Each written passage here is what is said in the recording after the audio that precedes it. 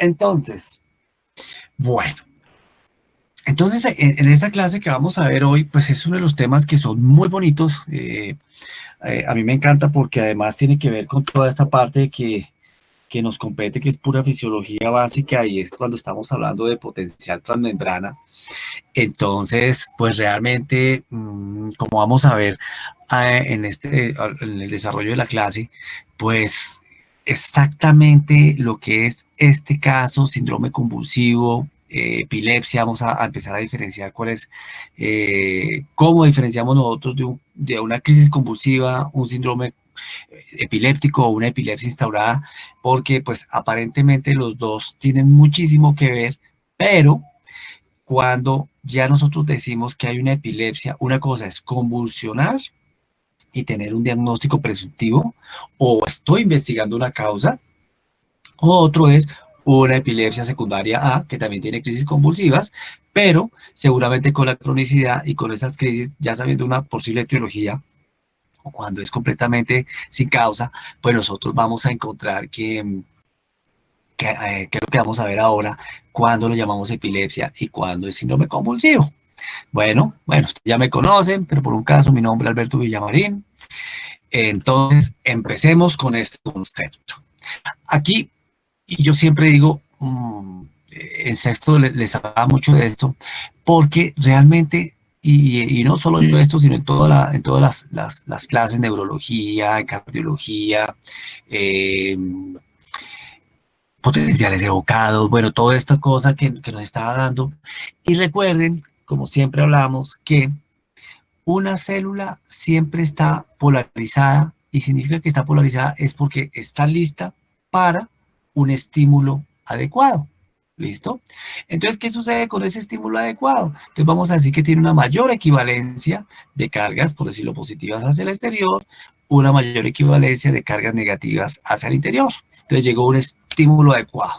Llega ese estímulo e inmediatamente, muy rápido, pero simplemente para ejemplificarlo, vamos viendo que va cambiando sus cargas hasta un momento en que llega y se despolariza completamente.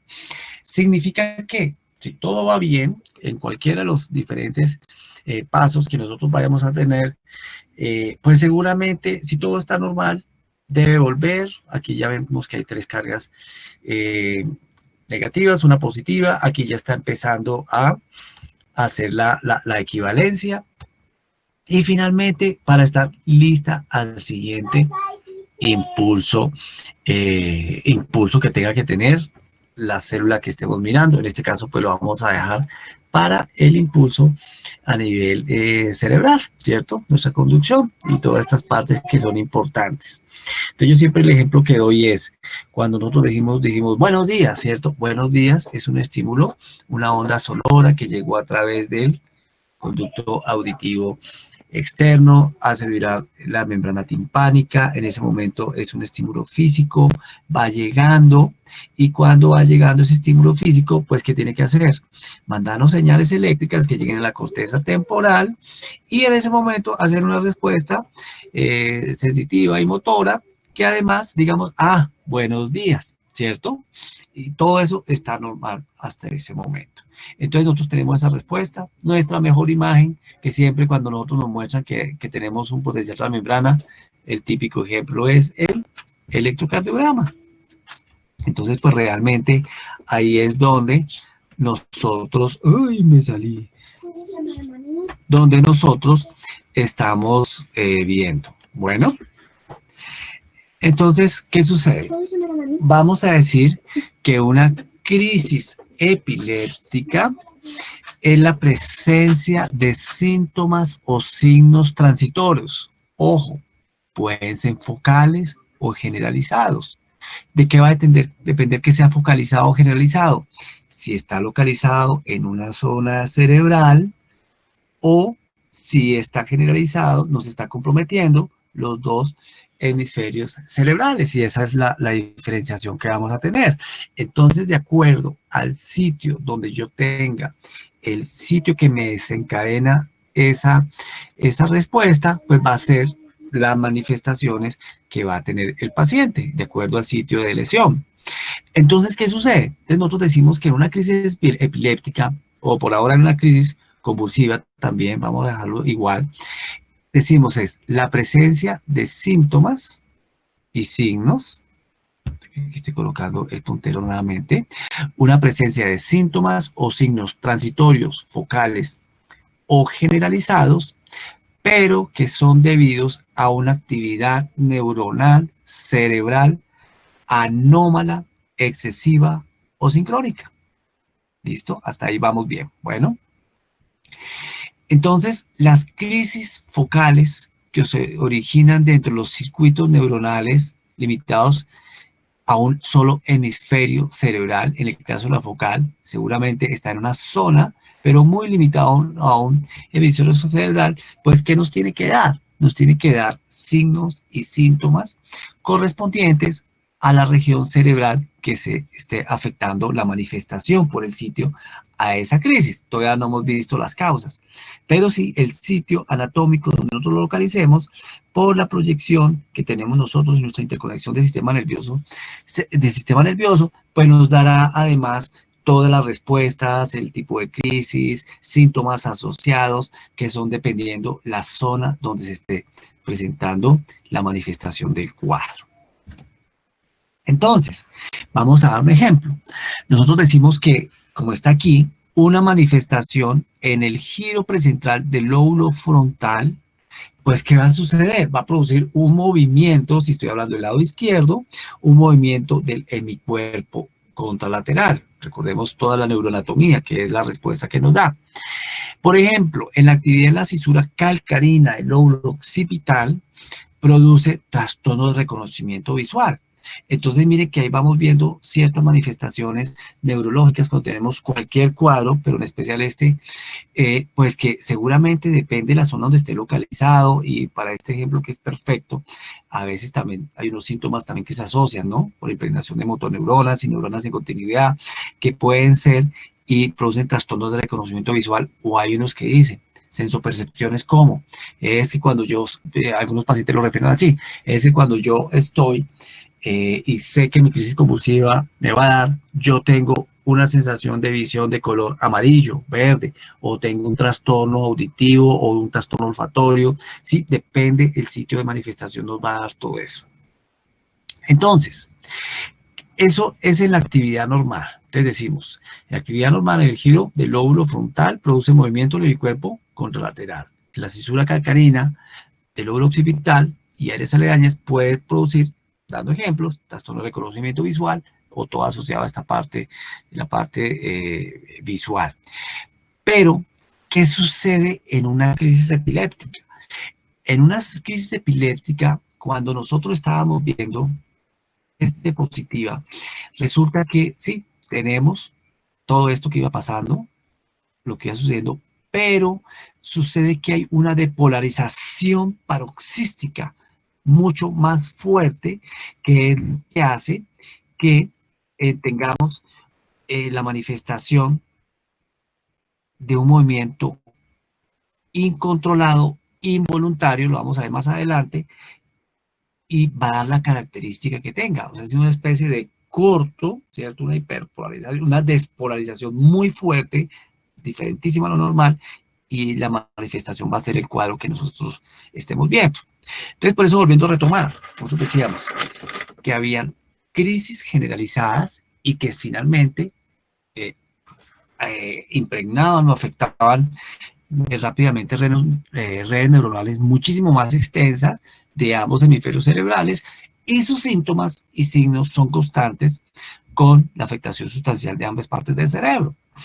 Aquí estamos viendo, y ese es uno de las cosas que a veces sucede, pareciera que es una persona que convulsionó, ¿cierto? Pareciera un estado postictal, y aquí son los horrores. ¿Nosotros qué deberíamos hacer en un paciente de estos? Uno, pues tratar, que no se lesione, ¿cierto? Entonces ahí en el fondo, no sé si en una camilla, pues aislarlo, porque si yo tengo movimientos que son involuntarios por una despolarización paroxística de una manifestación en una zona del cerebro, pues uno de los diagnósticos semiológicos que uno tiene que ver cuando uno tiene una duda si fue realmente una convulsión que es involuntaria, ¿cierto? Porque uno dice, voy a convulsionar y movamos este brazo, luego el otro no, es involuntaria. Entonces una de las cosas es, primero, si nosotros estamos al frente de ese paciente, siempre debemos asumir que todo paciente viene con estímulo y tiene estómago lleno. Entonces empezamos nuestro ABCD de la reanimación básica. Entonces lo primero que vamos a hacer es, listo, depende del mecanismo de trauma, ¿cierto? Pero por lo menos, uno, que logremos tratar de movilizarlo lateralmente para que en caso que él tenga por su estómago lleno una emesis, no vaya a broncoaspirar. Lo siguiente, ya despejada la vía aérea, bueno, y si tiene signos aparentemente todo normal, además del ABCDE, lo demás que tenemos que hacer es que mientras vamos controlando, porque son movimientos paroxísticos incontrolados, pues tenemos que evitar el entorno para que él se autoagreda. ¿Listo? Eso es importante. Entonces, por ejemplo, yo veo esa camilla que está ahí atrás, bueno, yo la atendí un poquitico más lejitos, está el perro ahí, de pronto le da un movimiento y ¡pum! Me pega un mordisco además, no, mentiras, pero sí para que él evite que se vaya a autoagredir de forma involuntaria. Entonces, hay dos cosas, dependiendo, en este caso que está el ejemplo de la crisis generalizada. Cuando yo tengo un paciente que tiene una crisis convulsiva, ya sea focalizada o sea generalizada, hay dos cosas. Yo puedo tener un movimiento por un tic, ¿cierto? Puedo tener un movimiento tónico, clónico, pero la diferencia en un tic o un movimiento tónico, clónico y una contractura de un paciente simulador es que si yo detengo, no sigue haciendo el movimiento. La crisis convulsiva, como es no voluntaria, va, a pesar de que yo intente detener, va a seguir. Esa es una de las cosas. Lo siguiente es que si yo tengo, dentro de diagnósticos, tengo una convulsión generalizada, lo otro que hay que mirar y que ustedes ven es que uno trata de proteger la lengua, porque un paciente consciente, lo primero que no va a hacer, perdóname la expresión, no va a ser tan bobito de coger y morderse la lengua. Entonces miren que ya tenemos varias cosas semiológicas que son importantes cuando uno está mirando y uno dice, bueno, o fue un caso de simulación, ¿cierto? Que el paciente simula por alguna ganancia secundaria lo que llaman las famosas crisis de belleza o crisis que se hacen de manera psicológica para que haya una simulación de una enfermedad. El paciente no se va a morder la lengua. Entonces uno mira en la boca, siempre mira la lengua o la mucosa de las mejillas a ver si ha habido mordedura de las mucosas involuntarias al hacer el movimiento repetitivo de. Entonces miren que ahí tenemos otro signo semiológico para diferenciarlo. Bueno, sigamos. Entonces por eso vamos a decir que, ¿qué es una crisis convulsiva? Dejémoslo por el convulsivo, ahorita vamos a mirar cuando ahí más adelante decimos que es epilepsia, pero una crisis convulsiva finalmente son, aquí les pongo ejemplos, hay varias crisis. La manifestación clínica son la expresión clínica de una alteración funcional cerebral. Pero, ¿qué significa eso? Que requieren, ya lo dijimos, una despolarización paroxística, súbita, que requieren que la actividad anormal ocurra en neuronas corticales, ya dijimos, o focales o generalizadas. Entonces vamos a empezar y acordémonos de este concepto. Epilepsia es la recurrencia de crisis convulsiva. Así que vamos a mirar cómo es ese cuento. Pero ya lo digo, cuando ya estoy buscando, estoy descartando patologías o causas de epilepsia y son estas aquellas que no tienen causa muchas veces, es cuando damos el nombre de epilepsia. No, yo puedo tener un síndrome convulsivo por una malformación vascular, ¿cierto? Eso puede ser un condicionante cuando estoy estudiando el paciente que vamos a decir que desafortunadamente pudiera tener un aneurisma que se rompió y su efecto de masa irrita las zonas periféricas, aumenta la presión intracraneana, la corteza cerebral del segmento que esté comprometido y la manifestación además de todo van a ser convulsiones, ¿cierto?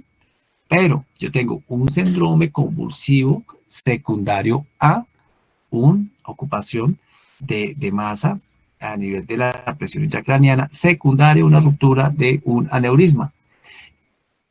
Entonces, si yo ya sé la causa y además la corrijo o no la corrijo, en ese momento no se llama epilepsia, ¿cierto? Porque el nombre de epilepsia es la recurrencia de crisis convulsiva en la que yo puedo tener una causa, depende si la puedo manejar o no, pero generalmente las epilepsias no tienen causa conocida, son por descarte, ¿cierto? O yo puedo tener un síndrome convulsivo recurrente por por un tumor a nivel cerebral, ¿cierto? Entonces yo podría decir, bueno, es que esta crisis convulsiva no fue de momento, parece que tiene un desencadenante, pero bueno, si ya crónicamente yo tengo que la causa es un tumor cerebral, que es el que me está dando esa recurrencia de crisis, yo podría decir un síndrome epiléptico secundario a un tumor en la región frontal izquierda. ¿Listo? Ojo, no, un síndrome febril es una epilepsia febril, no. Una convulsión febril secundaria por una hipertermia que fue un factor predisponente para una sensibilidad y ocasiona una serie de movimientos convulsivos. Hasta ahí espero que vayamos bien. ¿Listo? Bueno. Entonces, ¿qué más tenemos? Entonces, aquí vamos a decir también que nosotros podemos tener diferentes formas de manifestaciones de convulsionar. Uno puede ser una fase tónica o hipertónica, como que estamos viendo ahí. Otra, una fase de clonus, movimientos repetitivos o movimientos tónicos, clónicos, tónicos, clónicos, generalizados, focalizados. También puedo tener manifestaciones de convulsionar. Yo siempre les doy el ejemplo de los Simpson, ¿cierto? Cuando tiene la niña pequeñita que se llama Margie, bueno, yo siempre la bautizo cada vez que doy el mismo ejemplo, pero, por ejemplo, la niña se ve hermosa porque le pasan el chupo y la niña todo el tiempo está haciendo crisis de chupeteo. Ojo, una crisis de chupeteo repetitiva, diferente al niño consentido, ni me faltaba, puede ser una manifestación de un síndrome convulsivo. A veces los papás dicen, yo no sé, pero es que mi niño es tan hermoso y cuando tiene fiebre, él pide el chupo, inmediatamente empieza a hacer así, nosotros le ponemos el chupo. Pues no, el chinito le está convulsionando, ¿sí? Ojo, o sea que hay que hacer una muy buena semiología y en base a esto ir observando las diferentes manifestaciones. Otra puede ser, por ejemplo, personas que dicen, pues miren, yo estaba dictándole clase a séptimo semestre, síndrome convulsivo y me dispersé. Y empiezo yo a estar en diferentes actividades, iba conduciendo y un momento me dispersé, me desconecté en cualquier actividad y me desconecto. Esa es una forma de manifestación de convulsión. ¿Listo? Puedo tener otro tipo de convulsiones como estas personas que dicen, es que yo siempre que llego a los sitios siempre tengo la sensación de que yo he estado aquí. Ojo, eso puede ser crónicamente una manifestación de convulsión.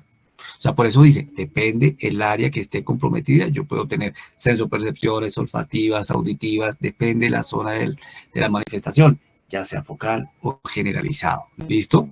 Entonces ya creo que con esto nos estamos quitando una idea, que uno siempre le tiene la idea, era el movimiento clónico y si no hacía eso, no convulsiona. No, claro que hay muchas, pero muchísimas formas de convulsionar.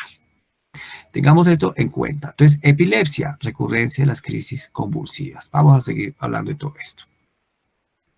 Entonces, por eso, en esta diapositiva les resalto y coloco, las crisis no son un sinónimo de epilepsia, como digo yo. Recuerden esta diapositiva y la anterior. Uno nunca sabe, se los podría preguntar. Se debe diferenciar las epilepsias de situaciones en los cuadros cerebrales agudos. Ejemplo, un síndrome convulsivo por una meningitis bacteriana. Un síndrome convulsivo, como está el ejemplo ahí, con exposición de masa y toda la cosa, bueno, ahí pareciera más un anfiteatro, a un traumatismo cráneoencefálico leve, moderado, severo. Yo puedo tener convulsiones agudas, secundarias a intoxicaciones. Puedo convulsionar por hipoxia, puedo convulsionar por hiperglicemia, puedo convulsionar por hipoglicemia, puedo muchas causas. Si Y esta diapositiva, porfa, ténganla en cuenta, porque por eso dice, y se lo resalto en negro, causan unas o más crisis sin que resulte una tendencia crónica a la crisis. ¿Listo? Estaba intoxicado. Listo. Resolví la intoxicación. Ah, bueno, tuvo un síndrome convulsivo en ese momento agudo y resolví resolví el cuadro. Listo. Ese no se llama epilepsia. Un síndrome convulsivo secundario A. Pero cuando ya la cosa tiende a la cronicidad y la recurrencia de crisis, ya es cuando le dan yo sé que esto es un poco confuso, pero para que lo vayamos teniendo en cuenta, y una tendencia crónica a la cronicidad de la crisis es cuando lo llamamos a epilepsia. ¿Listo? Otra cosa es el tiempo que demora el paciente en recobrarse después de lograr atacar la causa que desencadenó la crisis convulsiva y que se vaya demorando mientras va resolviendo el cuadro. Ah, bueno, eso es otra cosa. Pero cuando eso ya ha padecido y ya es otra cosa, es cuando la cronicidad se vuelve una causa o a veces sin conocerla y ya decimos una recurrencia de crisis. Pero en cuadro agudo nosotros no podemos decir, ah, bueno, es que tuvo un naranjazo postobón, quedó esa exposición de masa encefálica y eso se llama epilepsia. No, esto fue un cuadro agudo secundario traumatismo craneoencefálico severo. ¿Listo? Un hematoma subdural, bueno, tantas cosas que pueden manifestar. Eso es importantísimo que lo tengamos en cuenta. Entonces, hay otra cosa. Doctor, una pregunta. Señora, dime, por favor. ¿La epilepsia es cuando no se conoce la causa? Generalmente no se conoce la causa, ¿de acuerdo? O tú conoces una causa, pero a pesar de que le hagas el manejo, ya requieras un medicamento antiepiléptico o anticonvulsivo, en ese momento, pero no al agudo, es cuando tú ya le das el nombre de epilepsia. Entonces yo pudiera tener una epilepsia generalmente sin causa, que generalmente todas, o vamos a decir que yo podría llamar una epilepsia, le puedo dar el nombre a que tenga yo una malformación de la arteria X temporal o algo así, y eso me produce recurrencia de crisis, ¿listo? Pero lo que sí quiero que diferenciemos es que las crisis agudas, ¿cierto? Como dice la diapositiva, o crisis provocadas son las de alrededor del 40% de las crisis que inician, ¿cierto? Porque vamos a otro ejemplo, y que viene esta diapositiva. Un pacientico que haga una crisis, un síndrome convulsivo febril, ¿cierto?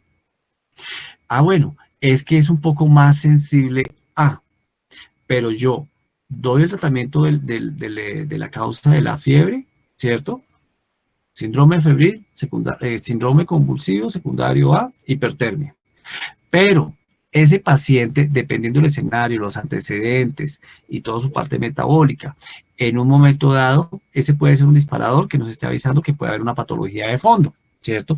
Y ya la recurrencia de esas crisis, aparentemente, le podemos dar el nombre de epilepsia. Pero por ahora diríamos que no tanto para el cuadro agudo, sino ya en la recurrencia de las crisis que ya se van haciendo permanentes, que es la gran mayoría cuando no conocemos la causa. ¿Estamos perfectos? Sí, señor. Ok, listo, bueno, vamos a seguir, ok.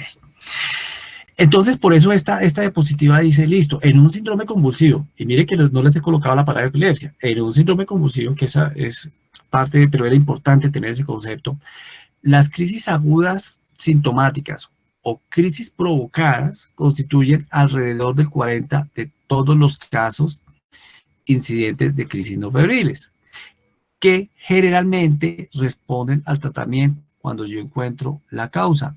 A veces no requieren un tratamiento a largo plazo con fármacos antiepilépticos o lo dejas en un curso muy pequeño, ¿cierto?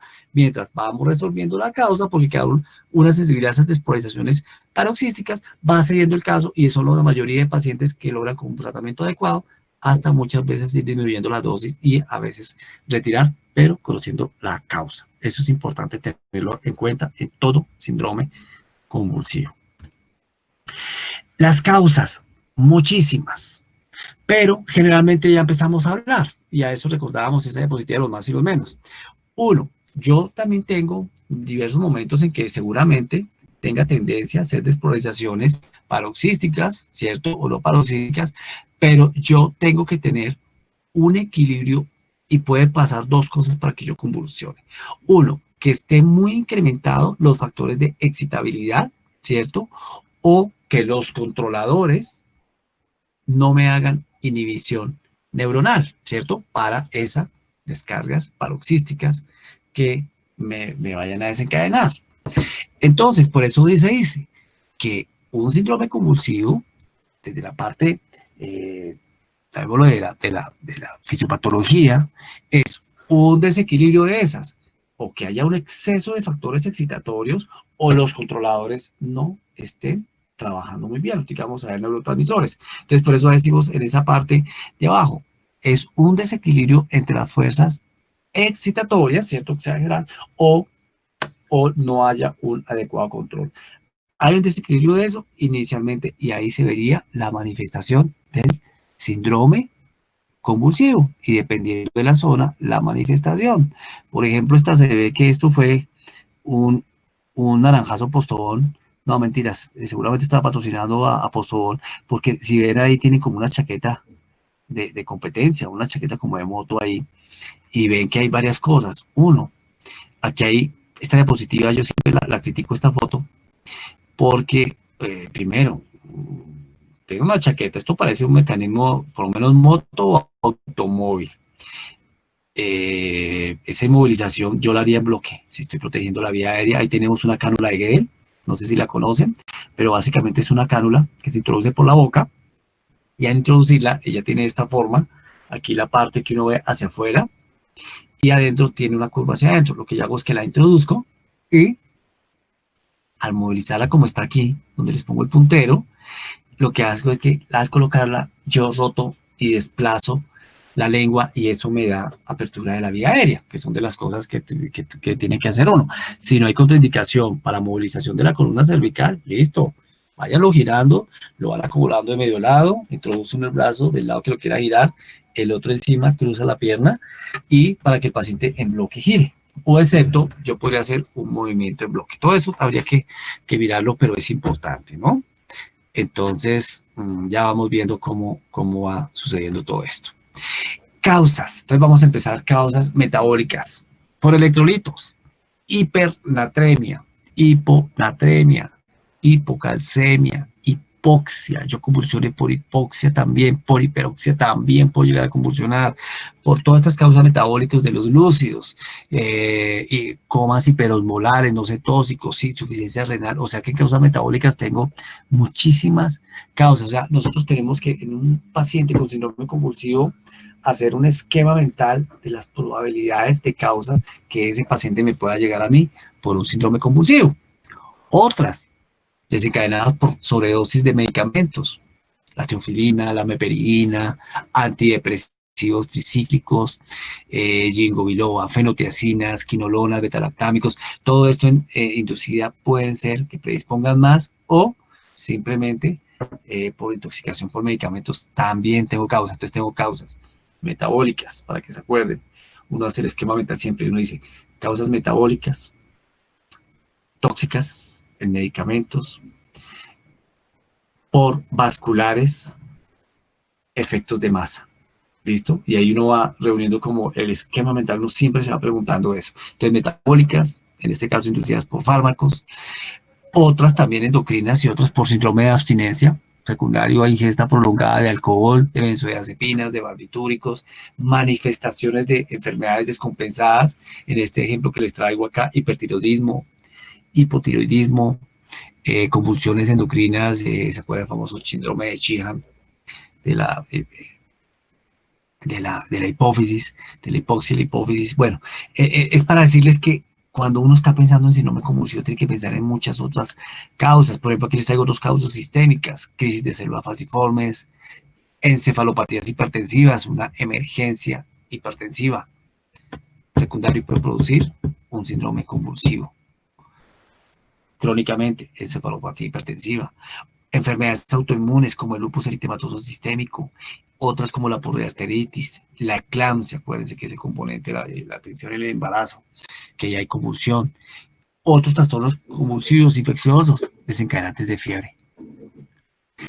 en trastornos del sistema nervioso central, secundario traumatismo, en hemorragias cerebrales, encefalitis, abscesos, meningitis bacteriana. Miren cómo vamos abriendo todo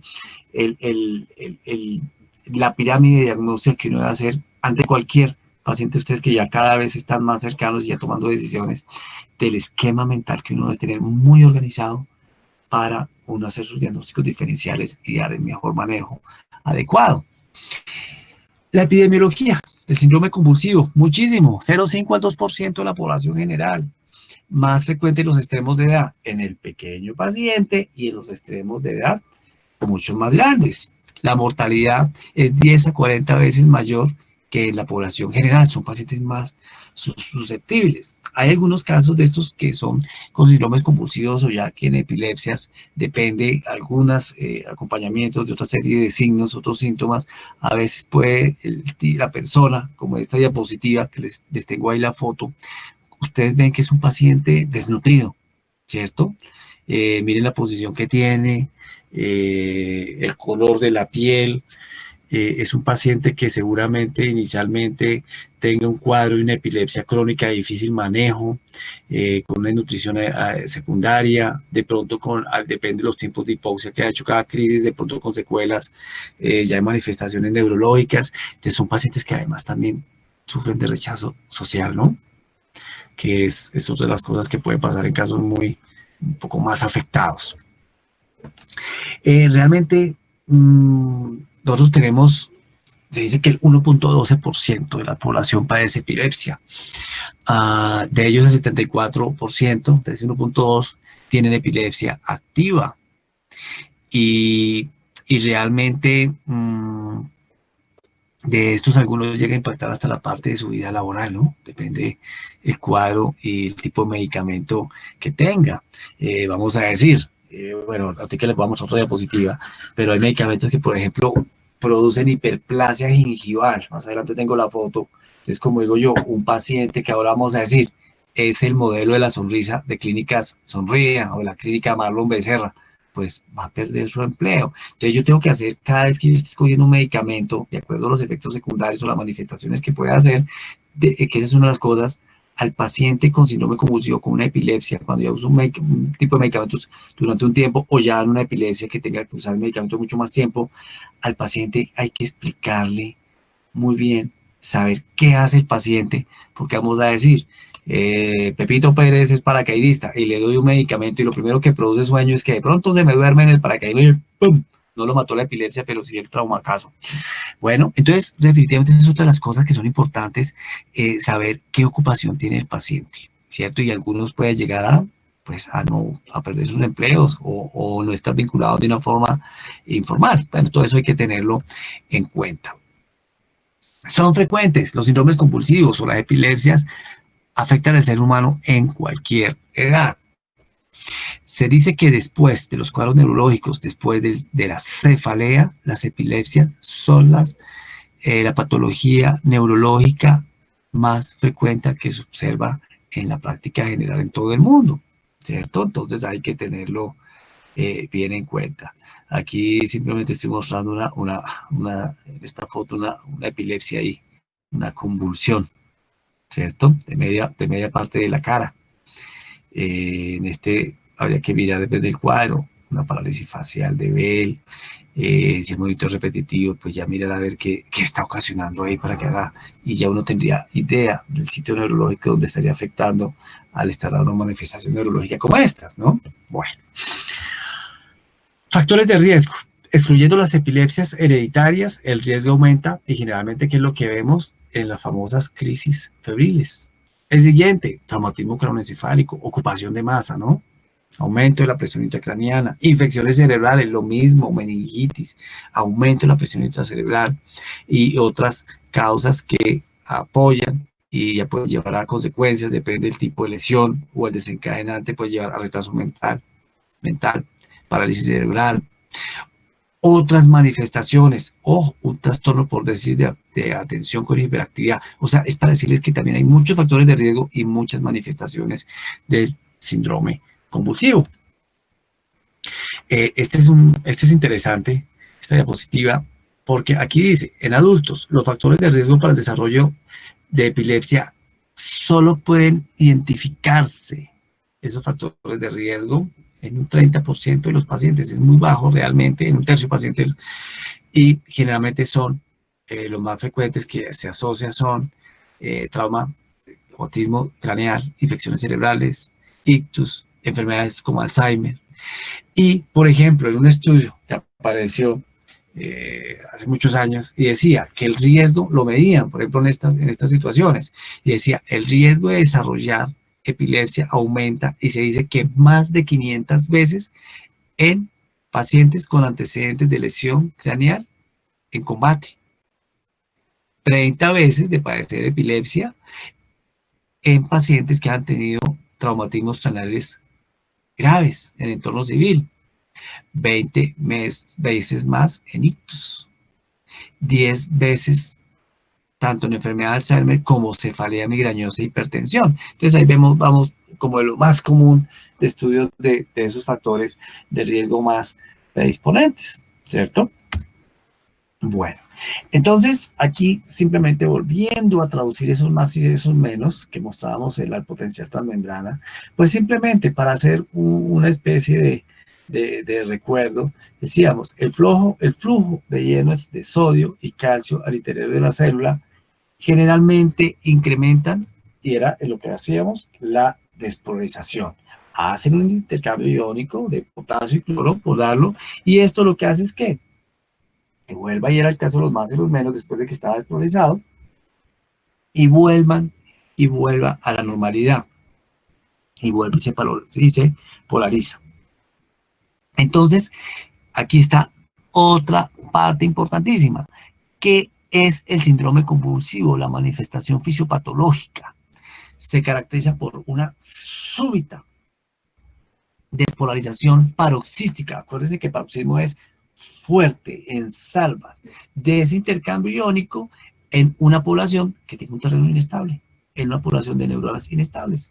No a todo el mundo, vamos a estar seguramente en constante despolarizaciones, pero son controladas. Decíamos que había un control de los factores excitatorios o los que me inhibían. Y en ese caso, ¿qué tiene que suceder? Pues que tengo que tener una sustancia, unos neurotransmisores excitatorios y unos inhibitorios. Ya que lo dije de una vez, vamos a tener inhibitorios como el GABA y excitatorios como el glutamato y el aspartato. Bueno, ahorita lo vemos para que lo recordemos. Entonces, vamos a darle ejemplo de una crisis focal. Entonces, si desarrolla descargas de alta frecuencia, entonces, ¿qué va a pasar? Va a haber un intercambio iónico, ¿cierto? Del sodio con sustancia del calcio, lo que nosotros siempre estamos viendo, y esto es lo que nos traduce un electroencefalograma o un electrocardiograma cuando vemos. Pero el electroencefalograma, que es para el caso, pues vamos a ver seguramente, a pesar de que cuando ven ustedes un electroencefalograma, pues uno ve un poco de espigas ahí, y pues realmente los expertos, los neurólogos, saben interpretar, es así como nosotros interpretamos un electrocardiograma, ellos tienen más o menos el tipo de ondas y las oscilaciones que va a haber dependiendo los diferentes sitios donde yo esté tratando de visualizar esta parte de potencial transmembrana. Entonces realmente ahí es eso, y ellos ven de acuerdo a la zona, pues van a ver una parte de espigas muy altas, muy desordenadas, y dicen, aquí hay una alteración, que es lo que se ve de esas descargas características de punta en un electroencefalograma. Yo no sé si han tenido la oportunidad de ver alguna vez un electroencefalograma, pero uno le entregan un libro así de grande, con un poco de trazos, que como digo yo, si ustedes quieren quedar como unos príncipes y las futuras docs como unas princesas, asegúrense que venga la lectura, porque como digo, como la imagen es todo, yo recuerdo alguna vez en todas esas épocas de conquista y todo eso que uno a veces se ve sometido, pues resulta que alguna vez una querida vecina me trajo un electroencefalograma, me dijo, oye, Albertico, ¿tú estás estudiando medicina? Sí, pero por supuesto. ¿Y en qué semestre estás? Uy, en séptimo semestre. Uy, tú ya estás avanzadísimo, ya usas bata. Uy, por supuesto. Es que imagínate que mi mami la están viendo en neurología y pues Pues yo quería charlar contigo y que me contaras cómo es este electroencefalograma. Como digo yo, la imagen es todo. Pues yo qué hice. Pues lo primero, asegurarme que viniera la interpretación. Y como la imagen es toda, eso es válido, ¿cierto? Pues yo qué hice. Pues yo pasaba y decía, qué cosa tan interesante. Muestra, veamos a ver qué nos muestra este. Y sí. ¿Y qué te dijo el neurólogo? No, pues sí, que tenía que continuar con el medicamento, que lo habíamos controlado. Pues sí, mira, lástima que no tengo el electroencefalograma antiguo, pero sí, pareciera que sí muestra unas espigas todavía.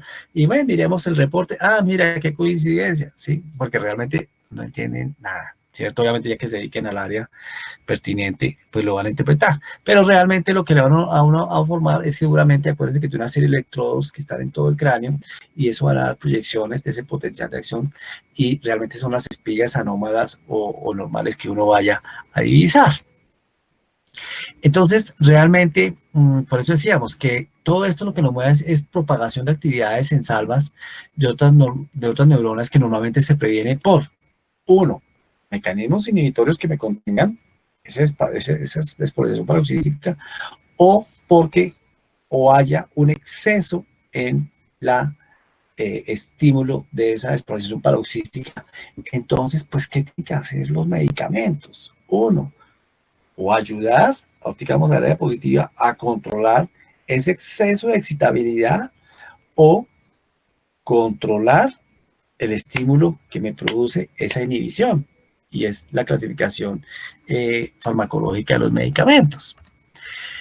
Entonces, por eso dice uno, cuando está involucrado en las descargas, acá acuérdense de este esquema. Este esquema es el típico para uno estudiar farmacología y es muy sencillo. Entonces, ustedes pueden tener una serie de neurotransmisores que llegaron por un estímulo adecuado. Llámese que llegó mucho calcio, llegó a las vesículas presinápticas, y en esas vesículas presinápticas, ¿qué sucedió? Se degranular y pasa la granulación de esas vesículas a la brecha o el espacio sináptico. ¿Y aquí qué puede suceder? Uno, que yo tenga receptores a nivel de la postsinapsis, ¿cierto? Esa es la primera.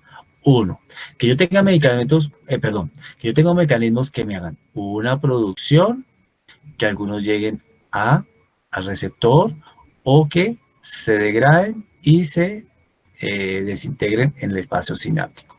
O puedo tener una producción, una baja producción de neurotransmisor, pero yo también tengo algunos transmisores que llegan a su receptor y otros que vuelven, cuando no se utilizan, vuelven y se recaptan, ¿cierto? Entonces yo puedo tener medicamentos aquí, en la sinapsis o a nivel de receptor. Así funcionan todos y cada uno de los medicamentos independiente A, o que estimulen, o que inhiban, entonces decimos, o que sinergicen, o que antagonicen, o que aumenten la recaptación, ¿cierto? Ahí está el resumen de la farmacología. Y especialmente eso es lo que nos va a suceder en la farmacología del síndrome convulsivo. Entonces, por eso dice acá, entonces yo, ¿qué debo hacer? Lo estamos traduciendo y aquí decimos que con esa liberación de todos esos neurotransmisores a nivel excitatorio que estimularon toda esta degranulación de esas vesículas, pues permite ese intercambio iónico. Ojo, aquí también hay intercambio iónico, aquí hay intercambio iónico, aquí hay intercambio iónico, pero lo que hace es una activación y especialmente, que ustedes recuerdan, y todo esto va a estar dado por la despolarización de unos receptores que están en todo el organismo, que son los N-metil aspartato, los NMDA. Entonces, aquí volviendo a resumir, nuestro potencial de membrana, todo está normalito. ¿Y qué causaba la epilepsia o el síndrome convulsivo? Una despolarización en un terreno de células, de neuronas inestables, que fue con el tiempo y la manifestación clínica es las diferentes formas de presentación. Entonces, ¿yo qué debo hacer? Alguna serie de medicamentos que me ayuden a inhibir o a controlar esa despolarización paroxística y así controlo la enfermedad. Bueno, entonces por eso dice acá. Entonces nosotros tenemos un impulso nervioso adecuado. Entonces dice, cuando una terminal ¿cierto? Sináptica Acuérdense, la presinapsis, la postsinapsis, aquí encuentro además también receptores. Entonces, ¿qué sucede? Cuando llega el estímulo, el impulso nervioso, produce una entrada de calcio a nivel de esas vesículas y esa degranulación hace que se libere una serie de neurotransmisores. Estos neurotransmisores se liberan y van a llegar a un receptor a nivel de la membrana postsináptica. Y cuando llega a ese receptor de la membrana postsináptica, pues tengo muchos mecanismos para hacer, dependiendo de cuál sea. Unos van a ser potenciales postsinápticos excitatorios o potenciales postsinápticos inhibitorios, uno que estimulen y otros que controlan. Y eso es lo que nosotros vemos, esa manifestación a nivel de electroencefalograma. Entonces, de una vez, porfa, tengamos en cuenta este datico. El glutamato y el aspartato son los principales neurotransmisores excitatorios, pero también tengo otra serie de neurotransmisores que cuando hay un exceso de estos y la respuesta del impulso nervioso me lo debe controlar y eso es el GABA. ¿Listo? Acuérdense de esta parte porque aquí está toda la farmacología. Bueno, entonces nosotros decíamos que ese desequilibrio entre fuerzas excitatorias e inhibitorias, pues ese desequilibrio nos llevaba a una manifestación que era una actividad convulsiva. ¿Y de esas cuáles tenemos? De esas tenemos, de esas ejemplos. Uno, que yo tenga alteraciones ahí mismo en los electrolitos, en ese potencial transmembrana. Otro, que sea secundaria a medicamentos o tóxicos, que era el que habíamos mencionado. Otro, alteraciones a nivel de los receptores, alteraciones a nivel de los neurotransmisores o a través también de las canalopatías. Tenemos causas también como trauma, hipoxia, habíamos dicho otras metabólicas como la hipoglicemia, hipoxia. Es para que nos acordemos de que hay una multicausalidad de los cuadros que desencadenan una epilepsia. Entonces, por eso decíamos que la manifestación depende del área comprometida, ya sea en un solo sector o comprometa varios sectores o ambos hemisferios, focalizadas, generalizadas, ¿cierto? Entonces, por eso decimos, o yo les decía en un principio, puede ir desde una breve falta de atención hasta una pérdida de la conciencia y además sumada también puede pasar con movimientos tónico-clónicos o tónico-clónicos generalizados o puedo tener, depende del área de impregnación, además movimientos focalizados, dependiendo el área de donde se encuentre el sitio de población de células inestables neuronales donde se desencadenó esos picos de despolarización paroxística y esa es la manifestación clínica. Entonces, por eso decimos, la manifestación, la expresión de la crisis que varía 1, nos va a dar una variedad, tipo de crisis, del área cerebral, de esa actividad convulsiva. Y entonces, ¿qué debemos hacer nosotros? Buscar las causas. Eso es lo principal. Y de ahí, de acuerdo a la causa, pues ir corrigiendo y además ir escogiendo el fármaco adecuado. Entonces ya dijimos, focales, una zona, el interior de circuitos neuronales limitados, ¿cierto? Y producen manifestaciones de acuerdo al sitio que esté ocasionando. Miren, aquí un antebrazo, aquí una pierna, aquí diferentes zonas. Entonces va a estar de acuerdo a esa manifestación. Hay varias clasificaciones, yo les traigo una de las más frecuentes. Entonces, por ejemplo, vamos a decir que de acuerdo al tipo de crisis, yo puedo decir en qué se diferencia una crisis simple y compleja en cuanto al estado de conciencia. En la simple, la crisis convulsiva simple, no hay alteración de la conciencia, anótenla. En la compleja, y además de los otros síntomas, pero el gran diferencial es que vayan o con pérdida de la conciencia o sin alteración de la conciencia. En la simple me dicen, oiga, no, si es que Pepito tuvo un síndrome convulsivo complejo. Ups, complejo. ¿Y eso por qué? le cogió las dos piernas, los dos brazos, las dos manos, no, me está haciendo referencia de un síndrome convulsivo, hubo de focal, o unas que evolucionan a generalizada, pero el diferencial es si hubo o no pérdida de la conciencia. Acuérdense de eso porque todo de aquí y ahora en adelante los van a atormentar con esto. Te estoy diciendo, bueno, simple y compleja. Simple, no perdió la conciencia. Compleja, perdió la conciencia. Aquí, solamente como les digo yo, esta foto la tienen en las diapositivas, es simplemente de acuerdo, unas manifestaciones que podrían ser, por ejemplo, una somatosensorial, donde está generalmente dada, por ejemplo, en la zona parietal, agnosia, adormecimiento, dolor facial del tronco o las extremidades. O sea, por eso decíamos, de acuerdo a la parte que esté implicada, pues yo hago la manifestación. Puedo tener manifestaciones motoras, auditivas, olfativas, gustativas, por ejemplo, en la región parietal o en el opérculo, a menudo sensación de sabor desagradable, sabor de ácido. Entonces, miren todas las manifestaciones que nosotros podemos, las manifestaciones que podemos tener de acuerdo a la zona comprometida. Por eso yo les pongo acá, hay que diferenciar entre un inicio focal y un inicio generalizado. ¿Por qué? Porque me está hablando del terreno o donde esté haciendo la manifestación. Por ejemplo, un tumor, claro, está haciendo efecto de masa compresiva, está irritando, pues nos va a dar unas manifestaciones neurológicas. Pues ¿qué hay que hacer? Buscar la causa del tumor, tratarlo, quitarlo, lo que sea, porque me está produciendo ya un trastorno de descargas eléctricas que ocasiona una respuesta a descargas paroxísticas, que sumado a la causa del tumor, también produce manifestaciones neurológicas. ¿Listo? Entonces tengo un tumor y cuadro secundario, un síndrome convulsivo secundario A, ese efecto. Las crisis focales tienen importantes implicaciones en tratamiento y pronóstico, va a cambiar. También depende la naturaleza, el área comprometida, el cerebro, y puede ser, dependiendo, a veces, dependiendo de la causa, hasta llegar a un tratamiento quirúrgico.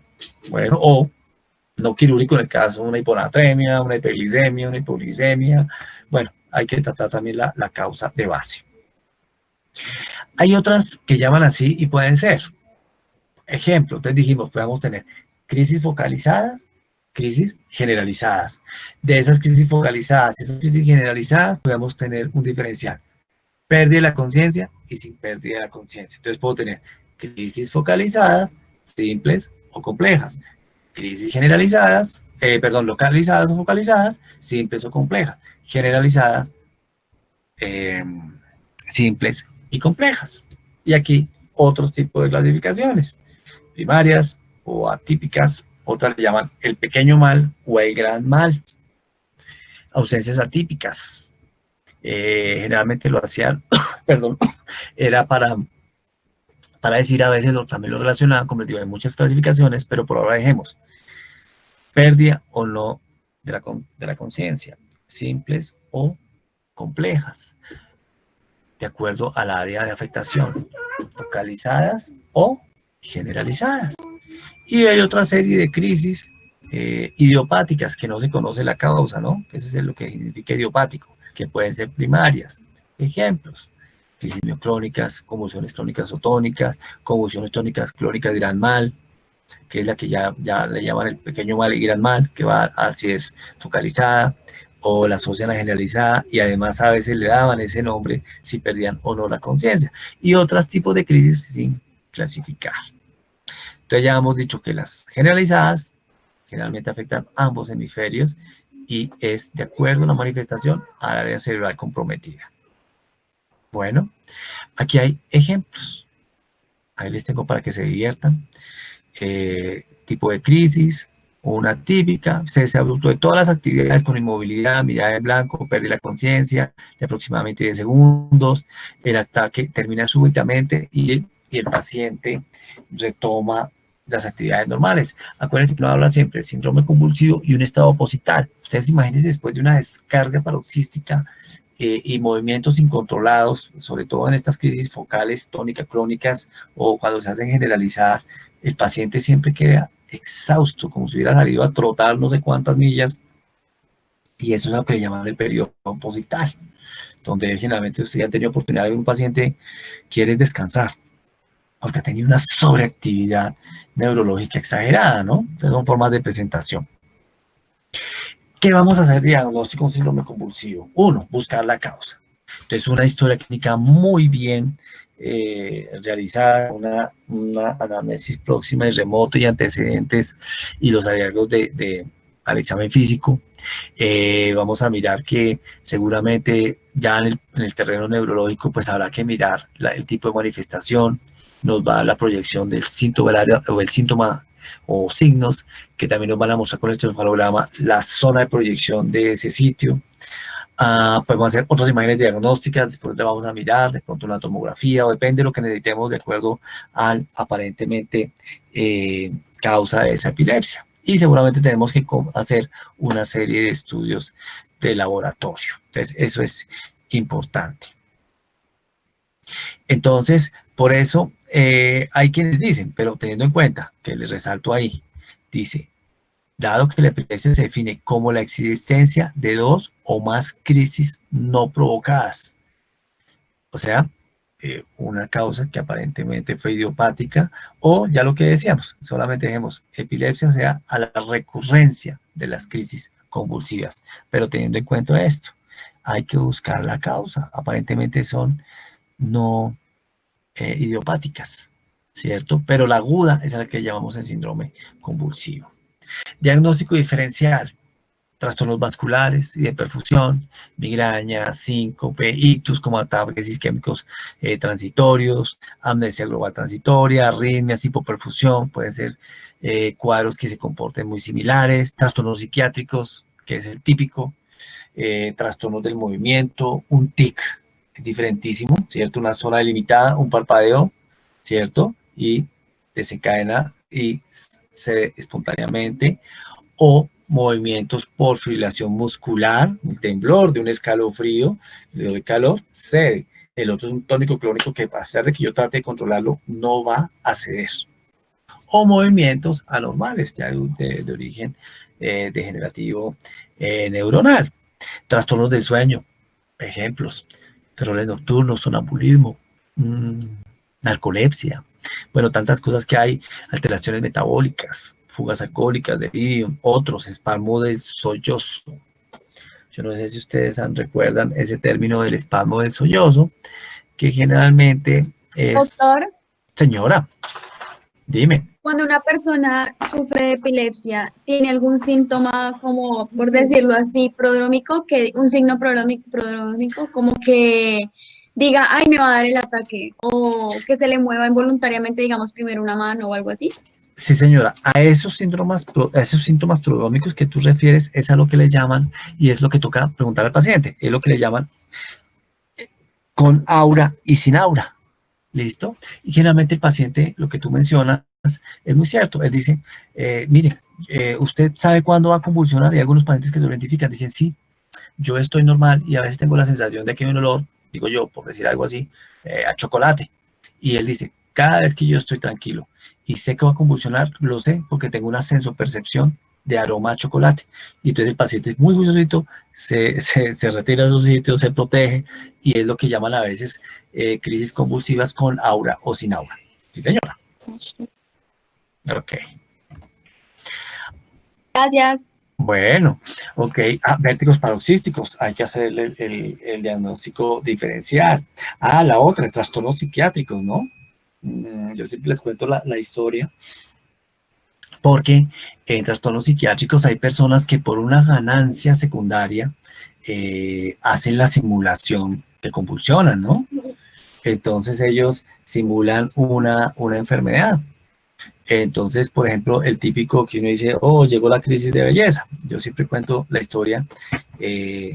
Cuando yo, en una época hice 11 años, urgencias, y además de todo, siempre me llegaban, pero tenía en especial, no sé si es que ese día se ponían de acuerdo, pero generalmente tenía en cada turno 1 o 2 pacientes simuladores de enfermedad.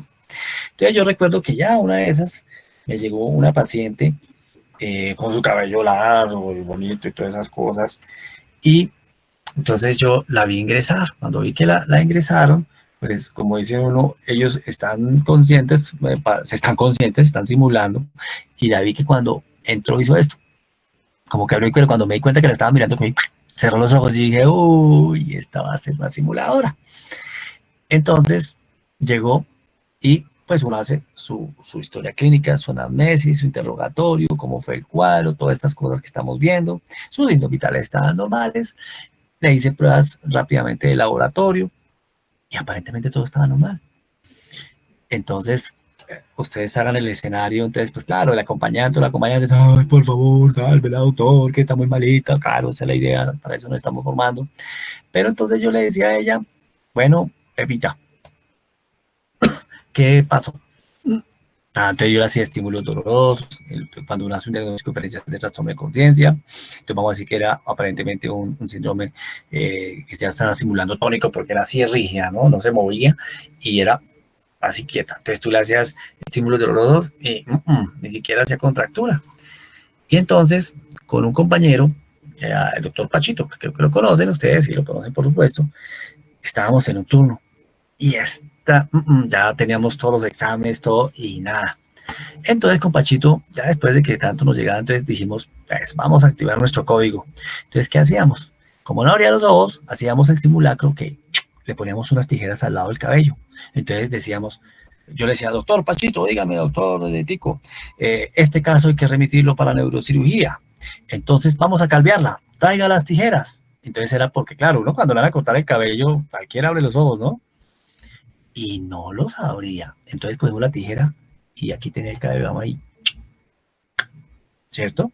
Inmediatamente abrió los ojos. Entonces le dije, obviamente no le cortamos el cabello, sino el sonido. Y ahí nos dimos cuenta que era una simuladora. Claro, ya después había que interrogarle y bueno, ¿qué pasó? No, es que imagínense que yo quería ir a una fiesta, entonces mi papá no me dejaron. Eso es lo que, generalmente las personas hacen eso muchas veces también dentro del diagnóstico diferencial de trastorno de conciencia, pues son pacientes simuladores que tratan de llamar la atención para lograr algo en beneficio a ellos. Entonces, ojo, también hay que tenerlo en cuenta. Aquí les dejo más, esto te lo tienen en las diapositivas, más ejemplos. Entonces, ¿cuál es el mecanismo de acción de los medicamentos o fármacos antiepilépticos? Uno, ya habíamos visto, pues actuar en esa fisiología del sodio y el calcio y inhibir ¿qué? Ese exceso, porque dijimos que el glutamato era ¿qué?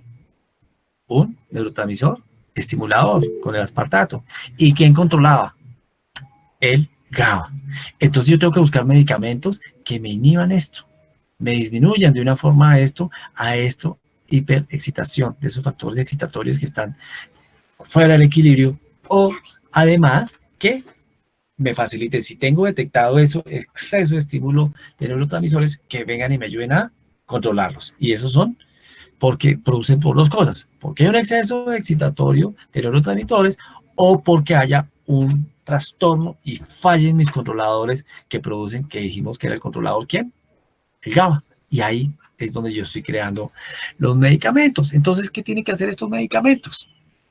Modificar la excitabilidad neuronal responsable de esas crisis convulsivas, tratando en esa fisiopatología actuar sobre esos canales iónicos de ese intercambio sodio-calcio, ¿cierto? Todo esto que veíamos, potasio-cloro, y favorecer, y volver a tratar de favorecer las fuerzas inhibitorias, esos controladores, sobre ese exceso. Entonces, ese intercambio es por eso que los medicamentos vamos a ver cómo se clasifican.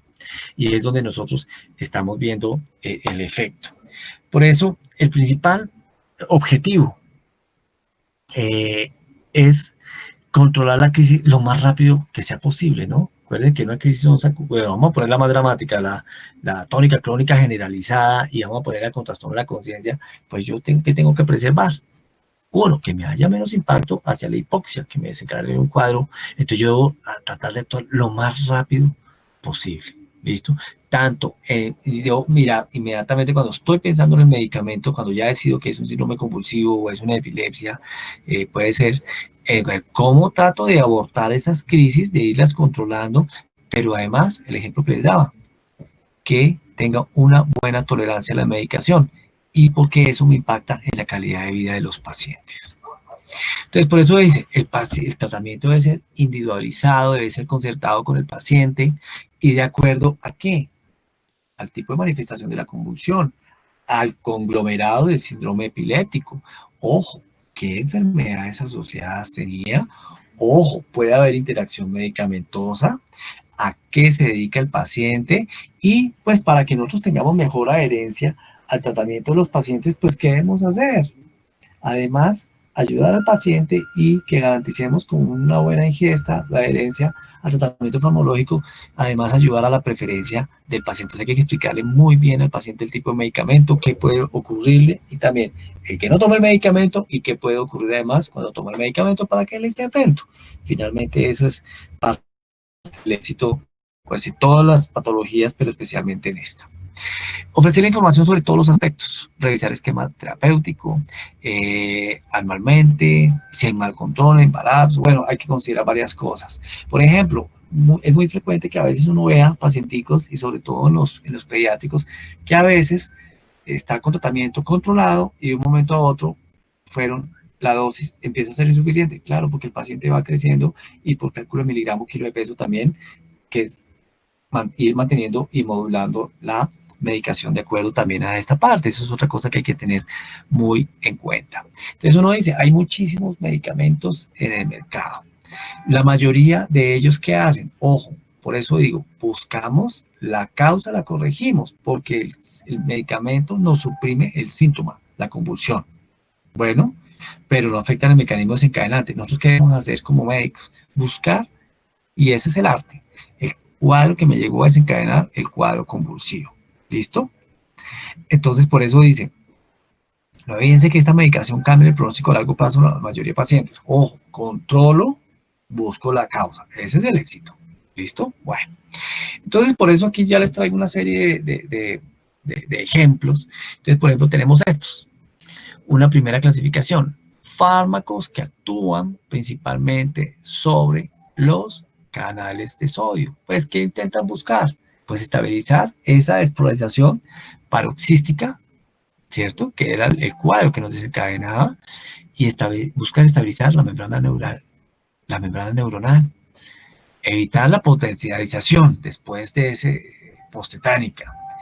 Ojo, disminuir el desarrollo de la actividad epiléptica máxima y, obviamente, con el tratamiento, reducir el número de crisis.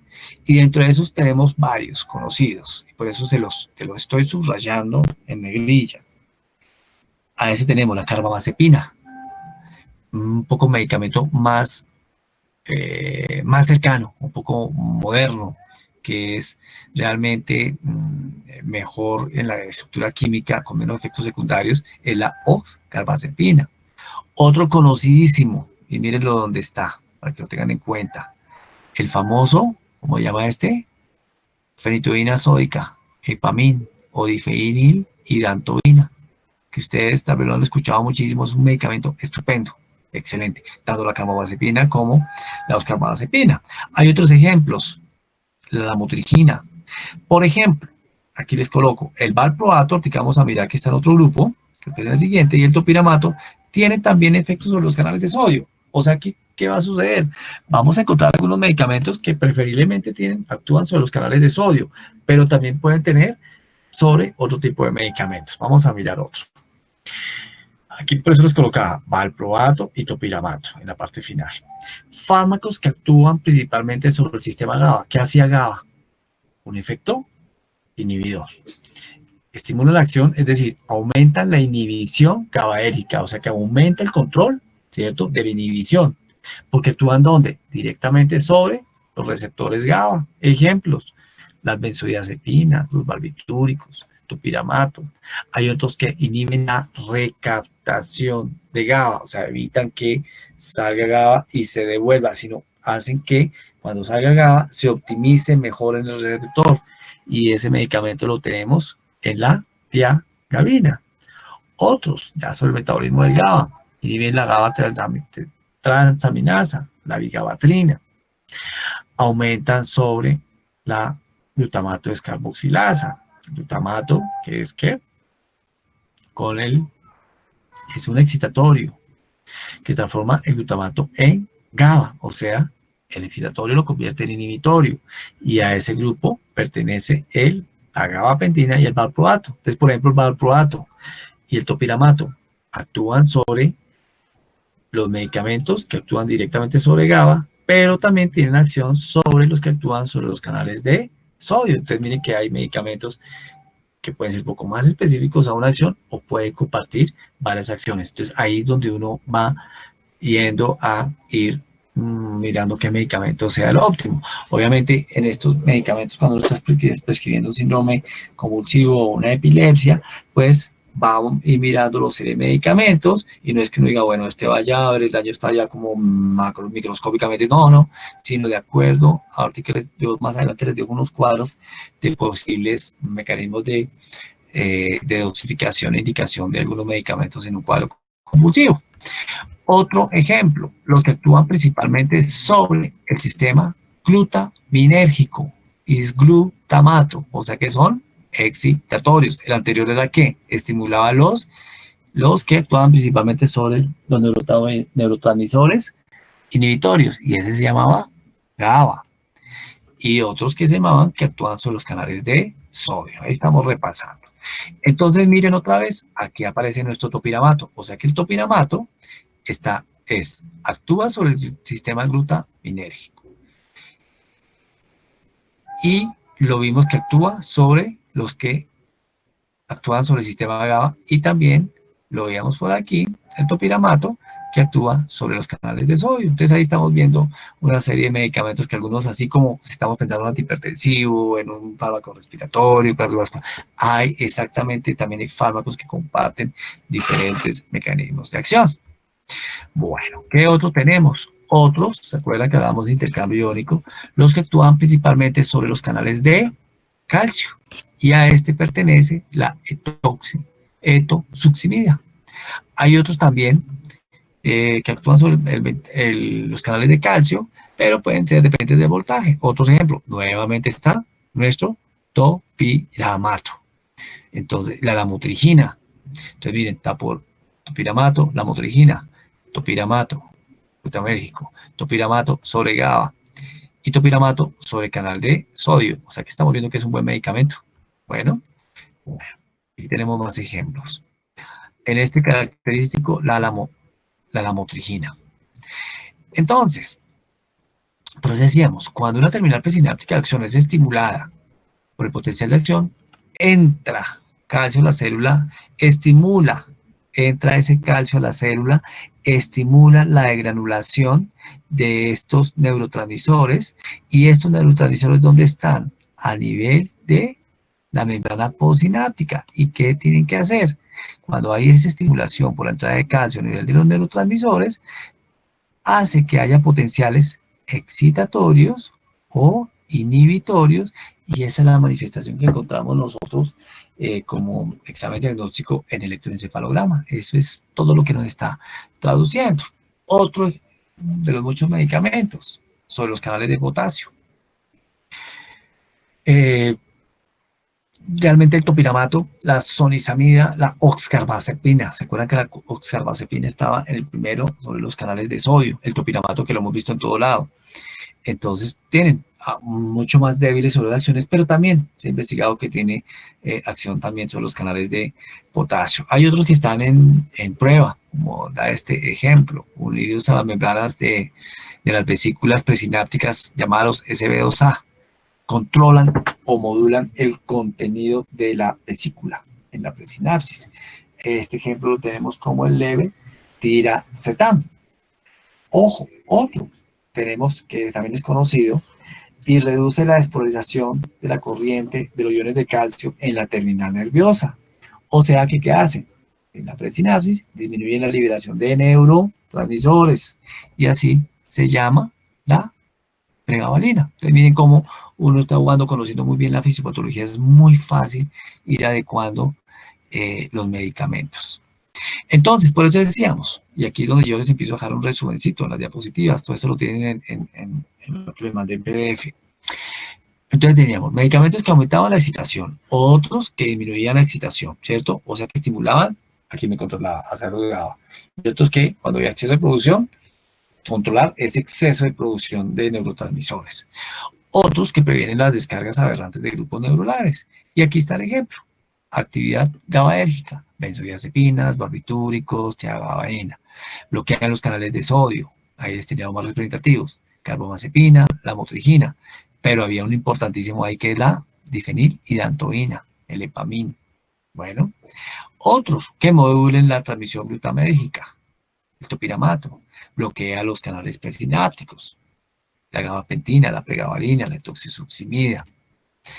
Entonces, realmente uno ahí es donde ve que, claro, hay moléculas nuevas y hay una serie de medicamentos que han existido. Por ejemplo, dice que desde 1990 se habla de una clasificación de medicamentos clásicos, que ahí teníamos uno que les mencioné harto. La difenilhidantoína, el epamín o la fenitoína sódica, ¿cierto? Que actúan los canales de sodio. Teníamos otros medicamentos como la fenobarbital, la carbamazepina, el ácido valproico. Pero digamos que esos son los medicamentos clásicos, la fenotidaína, la fenitoína, el fenobarbital, la carbamazepina, el ácido valproico. Entonces, por ejemplo, yo les decía que había la carbamazepina, oscarbazepina, son de los medicamentos nuevos, de nueva generación. Pero, a pesar de que son medicamentos clásicos, se dice que la respuesta es muy buena. Obviamente que ni más faltaba que lo nuevo no sea bueno. Lo que pasa es que sí modulan o producen un poco menos efectos secundarios, sin significar que sean más efectivas o no, pero tal vez sí hacen que estos nuevos medicamentos modernos, por llamarlos así, aparte de estos clásicos, pues son un poco mejor tolerados. Entonces eso también hace que tengan muchísimo peso. Entonces, por eso decimos, al prescribirlos, introducirlos con cautela y los introduciendo de forma gradual, cuál es la tolerancia del paciente, cómo me va controlando el cuadro convulsivo, si persisten las convulsiones. Ojo, uno llega a un medicamento que llegue hasta la dosis máxima, ¿cierto? Tan pronto llegue a ese, voy pensando si voy complementando con el siguiente medicamento, no es un poquito de acá, otro poquito de acá, otro poquito de acá, o excepto que el paciente fuera muy susceptible a esos efectos secundarios, yo hago mezclas en dosis más pequeñas. Eso es en cualquier tipo de prescripción que yo puedo llegar en pacientes más susceptibles, yo voy dando la dosis hasta que puedan aparecer efectos secundarios, sin llegar al rango de toxicidad. Por eso siempre en el cuadro convulsivo, en la epilepsia instaurada, generalmente uno dice, prefiero utilizar un mejor medicamento único, además que sé que el paciente lo va a tomar, y por eso uno prefiere más la monoterapia, ¿no? Entonces, por eso dice, si un medicamento de primera línea, más adelante les dejo una serie de protocolos, y también les dejo la guía de síndrome convulsivo, dice, si un medicamento de primera línea, a la mayor dosis tolerada, debe sustituirse por uno de primera línea, no uno de segunda línea. Ahorita lo vamos a, ahí les tengo cuadritos varios de esos. Consideraciones del inicio de tratamiento. Analizar la terapia si es en niños jóvenes a que se dedica a enfermedades asociadas, la causa. Ojo, siempre hay que, depende del cuadro. Por ejemplo, yo siempre doy el ejemplo de niños. A veces no es sinónimo. Primer crisis convulsiva febril simple y tratamiento anticonvulsivante. Ojo. Si vuelve y me convulsiona la segunda, vuelvo y miro, hago exámenes complementarios, depende del cuadro, la manifestación, y decido si inicio o no tratamiento. Ojo, no es una primera, busque la causa. Y depende de qué, ahí toma la decisión. Pero también hay casos que hay que mirar. ¿Qué tipo de déficit neurológico llegó?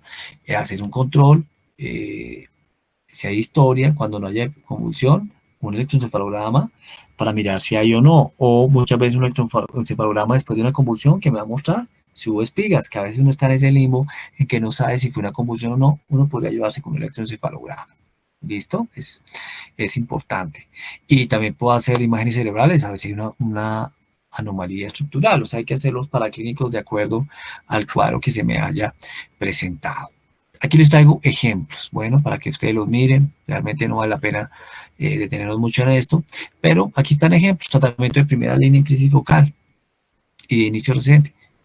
Uno de que actúa sobre los canales de sodio, como puede ser la carbamazepina, la lamotrigina también. Aquí hay otros medicamentos que yo puedo tener, estoy mezclando, entonces aquí dice levetiracetam, oxcarbazepina, valproato, si el costo lo reduce el 50% de IVA, dirazepam, que es mucho más costoso. Pero también puedo tener uno de los clásicos, que es un precio muy económico, también muy efectivo, y es para decir que yo puedo estar jugando con medicamentos de primera línea entre los antiguos, por llamarlo así, los clásicos, y los nuevos, de acuerdo a la presentación y la manifestación del cuadro. Eso es muy importante.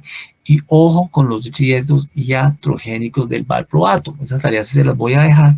Lean por favor el valproato sódico en cuanto a los efectos y los riesgos grandes iatrogénicos que tiene. Y por eso uno dice, muy buen medicamento, pero ojo, yo siempre que estoy haciendo la prescripción de un medicamento, tengo que hacer la balanza. Uno, claro, controlar la enfermedad, pero no significa controlar una enfermedad y enfermarlo de otras cosas. Tengo que hacer una balanza en cuanto a efecto beneficio, ¿no? Eso es importante tenerlo en cuenta. Y aquí les traigo muchos más ejemplos para que ustedes lo miren realmente. Y les traigo ejemplos, por ejemplo, aquí en este caso, en esta diapositiva, tratamiento de crisis tónico-crónico generalizadas de diagnóstico reciente, valproato sódico, pero dijimos que dependiendo, ¿no? Hay que mirarlo muy bien por esos efectos diatrogénicos que tiene para que porfa lo revisen.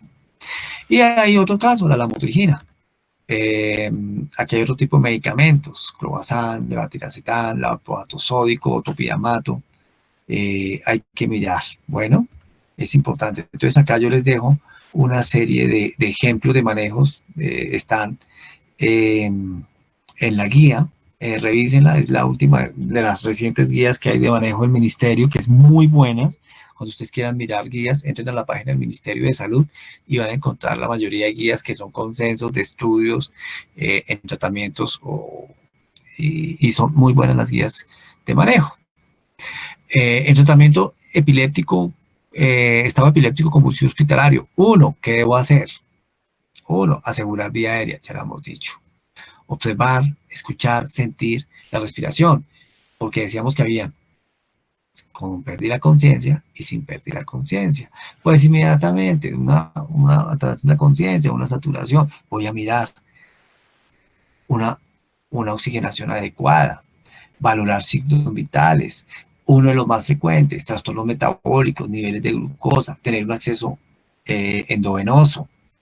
Y aquí les traigo ejemplos de medicamentos, lorazepam podría ser, uno va haciendo dosis de inicio, puede tener esquemas de ataque y va mirando el tipo de medicamento. Uno podría usar, por ejemplo, una benzodiazepina, como el lorazepam o el diazepam, en dosis adecuadas, que puede ser 0.5 miligramos por kilo de dosis, o un fenobarbital que puede ser 15 a 20 miligramos en bolo de inicio y hacer un mantenimiento después de 3 a 5 miligramos por kilo de peso día. Y después uno va pasando de la vía parenteral y obviamente con el control, el estudio, el manejo, buscando la causa, después llegar y pasar a la vía oral, en un caso un paciente hospitalizado. Hay muchas veces que tiene que hacerse, como en esta diapositiva, tratamiento de estado epiléptico de difícil manejo. Tengo que a veces anestesiar al paciente, usar midazolam, propofol, pentotal, endovenoso en adultos, pero estamos hablando de tratamientos de difícil manejo. Generalmente en los niños se usa mucho el pentotal, el tiopental sódico, pero ya son crisis refractarias. Pero ojo, siempre busquemos la causa. ¿Listo? Eso sí que es importante tenerlo en cuenta. Entonces, por eso estas diapositivas que tengo acá, simplemente estamos mirando la dosis pequeñas se van incrementando de acuerdo a dosis respuesta, lo mismo el tipo de dosificación que va teniendo o la mezcla de medicamentos para lograr controlar el cuadro. Un estatus epiléptico es de muy difícil manejo, ¿cierto? Y hay que mirar cómo se va realizando el manejo de ese paciente. ¿Se acuerdan que les decía que ven unos medicamentos clásicos? Aquí les traigo uno, el fenobarbital. Se usó por primera vez en 1912. Excelente medicamento. Además, en costos muchísimo más barata. Y generalmente, ahí les voy a dejar ejemplos en las diapositivas. Y dice, se puede utilizar crisis preferiblemente en cualquiera, pero tal vez no con las respuestas adecuadas en el caso de crisis de ausencia, ¿cierto? Estoy yo hablando y me desconecté. Sigo en otra actividad, me desconecté en las crisis de ausencia o en espasmos, ¿cierto? Que pueden empeorar.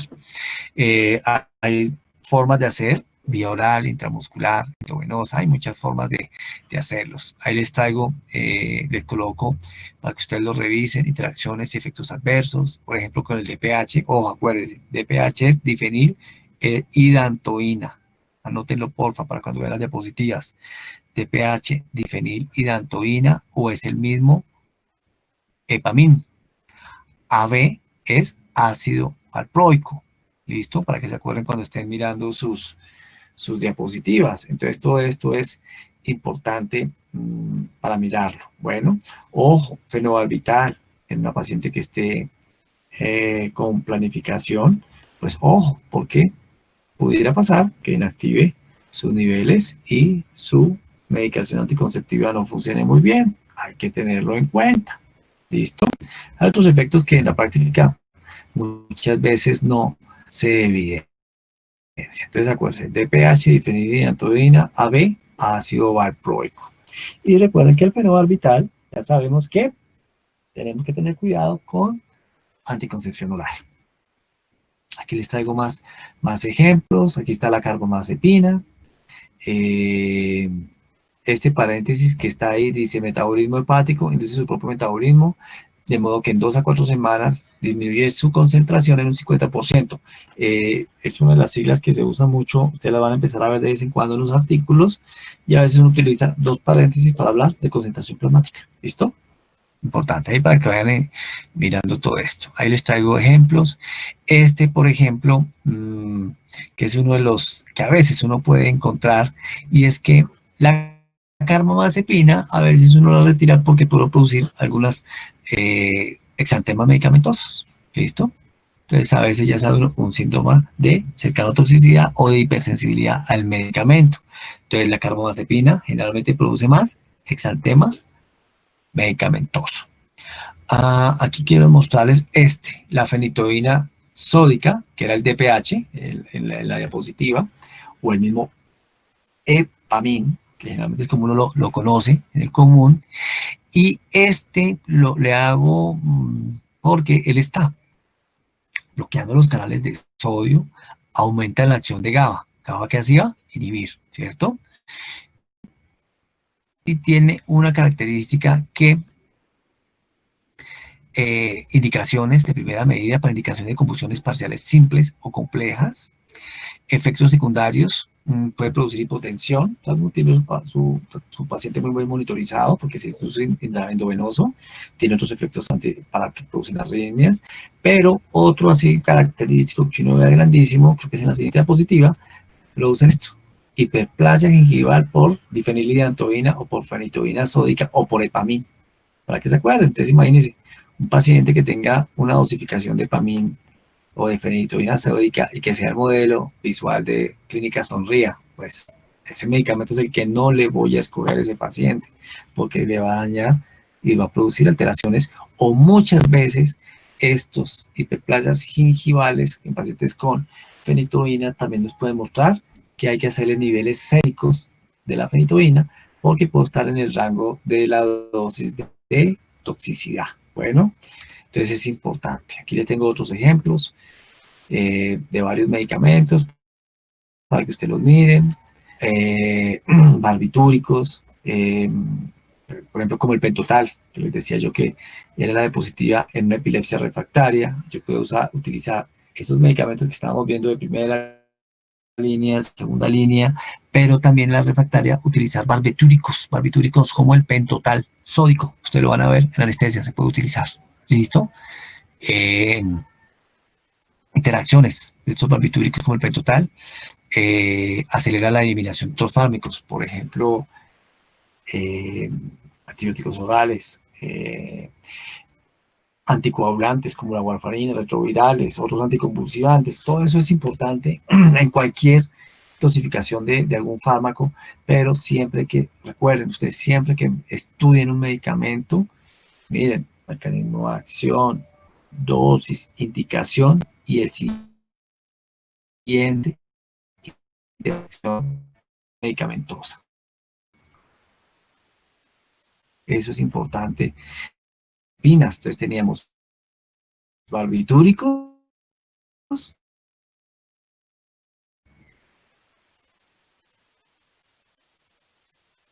como el pentotal, y benzodiazepinas, la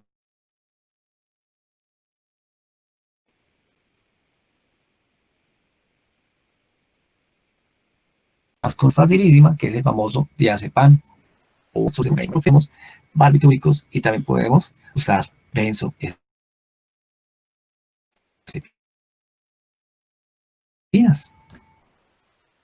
que es importante.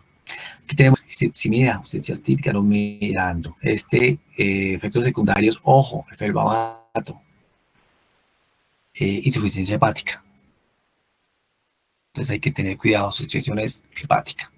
Ya hay patologías como estas, que ya son síndromes convulsivos de difícil manejo, refractarios al tratamiento, como es este síndrome del Lennox-Gastaut, que ven ahí el cuadro, el paciente asociado además con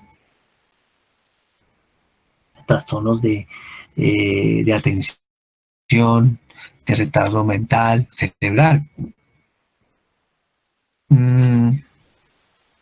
Aquí les traigo otros ejemplos de otros medicamentos.